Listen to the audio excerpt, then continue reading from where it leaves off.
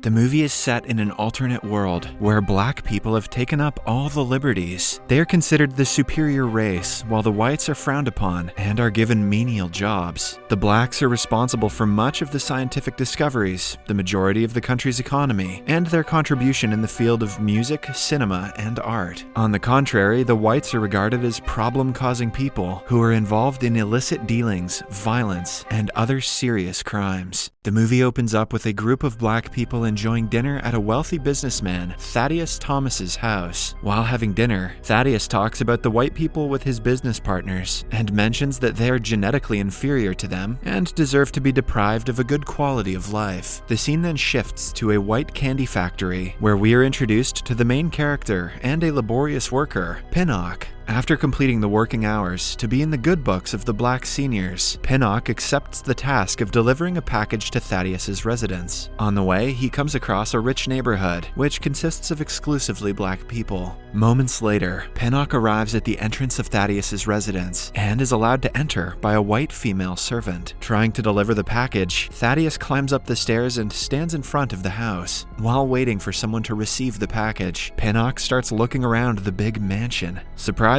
he notices Thaddeus's wife, Megan, at the window, naked. Thaddeus, who is speaking over a phone, catches Pinnock peeping at his wife and becomes enraged. After delivering the package, Pinnock drives to his house and on the way, notices some white people being bullied by the black police officers. Later, he arrives home and makes a failed attempt to try and stop his rude neighbors from making loud noise while partying. Pinnock then enters his house, where he is greeted by his little son, Donnie. Following this, Pinnock's wife Marcia also arrives there with their little daughter and welcomes him home. Together, they prepare dinner, and Pinnock promises that he will get a promotion soon so that they can shift to a better neighborhood. On the other hand, there is a gathering at Thaddeus's house. Once the discussion is over, Thaddeus stops the VP of the candy factory, Lionel, and suggests he send someone else other than the peeping guy to deliver his package the next time. The following day, after finding that the foreman's position at the factory is vacant, Pinnock visits Lionel's office and requests that he promote him. Lionel takes his request casually and tells him that he will look into it. Seeing his careless attitude, Pinnock reminds him of the extra shift that he has been putting up lately. He also mentions about the delivery that he conducted at Thaddeus's house the day before. As soon as Lionel hears this, he asks Pinnock to take a seat and politely informs him that he can no longer continue working at the factory. Pinnock is shocked to hear this and tells Lionel that he cannot fire him without any reason. Lionel, however, tries to make Pinnock understand that the decision will be good for him in the long run. When Pinnock insists on knowing the reason, Lionel reveals that the owner of the factory, Thaddeus, noticed him peeping at his wife when he went there to deliver the package. In the next scene, Pinnock can be seen standing outside Thaddeus's house, ready to peep again, requesting the white servant let him talk with Thaddeus and clear the misunderstanding. The servant lady walks up to Thaddeus and informs him about the situation, but as he is in a meeting, he refuses to talk. As a result, Pinnock is ignored at the entrance, despite begging for over an hour. Devastated, Pinnock visits the employment office to find a new job, but all he can get is low-paying work, which won't be sufficient to support his family. Later, as he drives toward his home, exhausted, his car breaks down in the middle of the road and he is forced to walk. Just then, some police officers arrive and ask him to put his hands behind his head. They force him down and ask him to show his ID, as his appearance matches with a high-profile robber. As the commotion goes on, some white people gather around the place and demand the officers leave Pinnock alone. Soon, they start throwing wine bottles at the police, and as a result, they get enraged and beat up Pinnock before driving away. Following this, Pinnock arrives home injured, and Marcia is shocked to see him in this condition. Pinnock briefs her about the injustice he just suffered, and in turn, Marcia informs him that the landlord has threatened them to evacuate the house if they fail to pay their rent soon.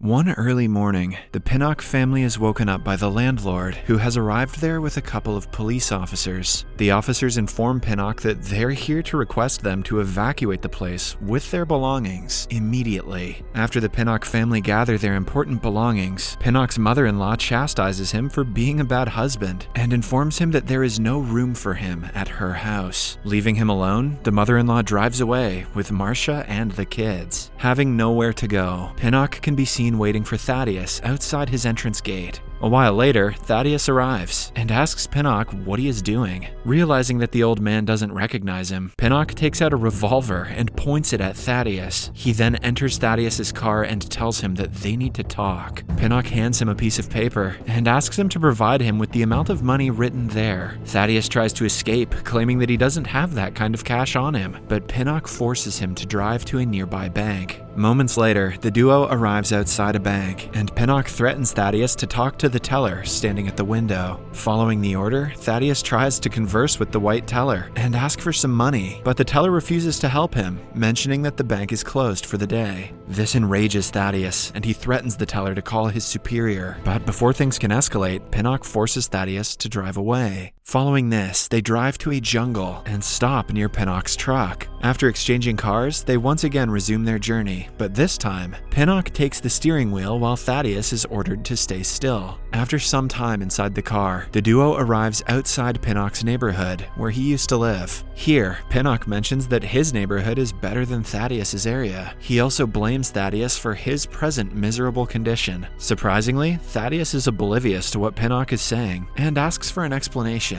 Hearing this, Pinnock laughs and tells Thaddeus that he is the one who came to deliver the package some days before. Pinnock then accuses Thaddeus of giving orders to Lionel to fire him. Thaddeus immediately refuses the accusation, mentioning that he only told Lionel to hire a new delivery guy. He then offers to settle the matter over a call with Lionel. However, Pinnock refuses the offer and decides to wait until Monday, when the banks are open. In the next scene, Pinnock takes Thaddeus to a local restaurant and buys some food there. At the same time, some white boys arrive and start cursing loudly. The restaurant owner tries to send them away, but the boys refuse to move. Later, when the boys stare at Thaddeus, Pinnock suggests that they leave the place. As they are walking out of the restaurant, the white boys block their way and capture them. Pinnock tries to take out his gun, but one of the boys hits him, throwing away his gun. Hearing the commotion, the elderly restaurant owner walks outside holding a rifle and shoots at one of the white boys, killing him instantly. Seeing this, the boys become terrified and flee the place. Meanwhile, Pinnock picks up his gun and prepares to leave, but Thaddeus, who is still in shock at what he just saw, keeps on staring at the corpse. Following this, Pinnock takes Thaddeus to an abandoned building and asks an old man, Stanley, to let them stay for the night. At first, Stanley refuses, claiming that he is scared of black men. But when Pinnock fires his gun in the air, Stanley realizes he's afraid of all men, and he reluctantly agrees. The next day, Pinnock again takes Thaddeus to the nearby local restaurant for dinner. There, Thaddeus asks Pinnock to let him make a phone call and inform his family that he is all right. He also tells Pinnock that he will fulfill his demands and requests that he let him go. However, Pinnock tells him that he cannot release him, as he doubts that he will inform the police. Moments later, when Pinnock goes to the counter to refill his soda cup, Thaddeus runs away, prompting Pinnock to chase him. In the next scene, Thaddeus deceives Pinnock by entering one of the roadside house premises. After he realizes that Pinnock has run past the house, he walks up to the house's door and knocks on it a couple of times. When no one opens the door for a while, Thaddeus breaks the door glass and gets inside. There, he finds a telephone and immediately calls his wife, Megan. He tells her to call the cops, but when Megan asks about his location, he is clueless. Suddenly, a white girl walks up to him and recognizes him as a robber. She calls her father, informing him that someone has broken into their house. Thaddeus tries his best to make the girl understand that he is not a robber, but the girl picks up a gun and points it at him. In no time, her father arrives, and sensing the danger, Thaddeus throws a box at his head, injuring him. Seeing this, the little girl shoots at Thaddeus, but misses by an inch, causing the perpetrator to run away. Meanwhile, Pinnock hears the gunshot and rushes towards the house. When he arrives there, the father informs him that a black guy broke into their house and has escaped. Following the direction provided by the father, Pinnock finally spots Thaddeus. After a bit of chasing, Pinnock successfully manages to catch Thaddeus and bring him to the abandoned building.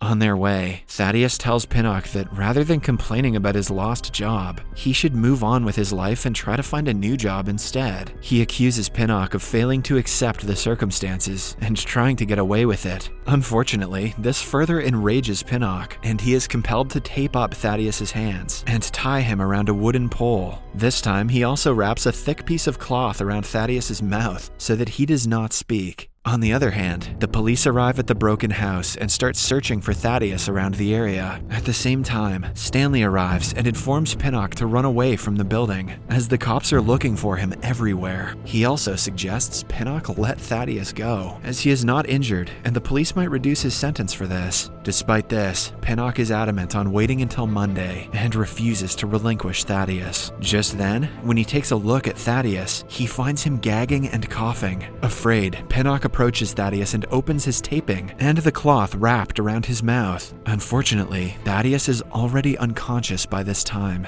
Seeing this, Stanley starts packing up his clothes and prepares to leave. However, Pinnock cannot leave Thaddeus in this condition, so he presses his chest to revive him. After a couple of attempts, Thaddeus finally starts breathing. Despite everything that they have been through, Pinnock tells Stanley that they should take Thaddeus to the hospital. Moments later, Thaddeus can be seen inside Pinnock's truck, en route to the hospital. Sadly, the truck breaks down. Desperate to help Thaddeus, Pinnock gets out of his truck and asks her to lift with other people. One lady offers to help them, but when she notices a black man being dragged out of Pinnock's car, she drives away. With no sign of any vehicles driving around and seeing Thaddeus's miserable condition, Pinnock takes out his gun and fires some shots into the air. He also shoots at some nearby stores and breaks the glass, starting an emergency siren everywhere. Moments later, Stanley notices a police car approaching and suggests that Pinnock leave the place. Pinnock tries, but after looking at Thaddeus's miserable condition, he changes his mind and decides to stay with him until he is taken to the hospital. Stanley tries to convince Pinnock again, but the latter refuses, and he is forced to escape alone. Following this, the police officers arrive and ask Pinnock to put his hands behind his head. Unfortunately, they notice a gun in Pinnock's hand, and without questioning him, they shoot him to death. Thaddeus is looking at all this, but he can do nothing to stop the officers. He feels sad for Pinnock and starts crying. In the final scene of the movie, Thaddeus visits Pinnock's mother-in-law's house and meets with Marcia. He tries to introduce himself, but Marcia tells him that Stanley has already told her everything about the incident. Hearing this, Thaddeus offers an envelope full of money, mentioning that it is for her family. However, Marcia refuses to accept the money and returns it. She then closes the door on his face and heads inside. The movie ends as little Donnie stares at Thaddeus while he drives away in the car. Sorry for not making jokes in this video, it just didn't feel funny to me. Subscribe for more videos like this, turn on notifications, and leave a like to help the channel out. Thank you for watching.